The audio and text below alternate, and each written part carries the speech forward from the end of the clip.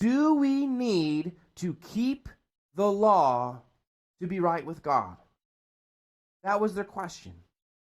If a person wants to be righteous before God so that they can have the resurrection from the dead, that when they die, they will go to heaven, do we need to keep the Mosaic law?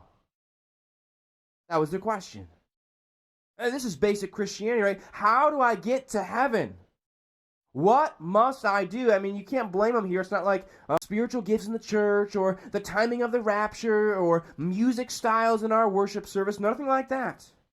What do I need to do to make it to heaven?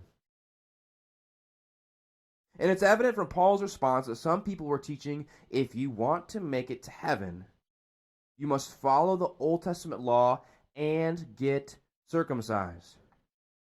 You can see this in verse 2. There's a word play. It says, those who mutilate the flesh. He's talking about circumcision.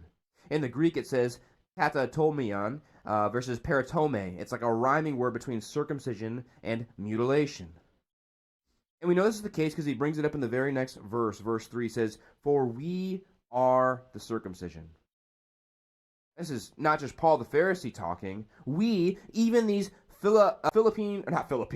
church in Philippi, that's a different area of the country, these Gentile Roman soldiers who live at Philippi, they are included as the circumcision. Why does Paul say that? Because they worship the Spirit of God and glory in Christ Jesus, and they put no confidence in the flesh. True worship of God in the new covenant has nothing to do with circumcision. Nothing to do with following the Old Testament law. It does not make you more spiritual.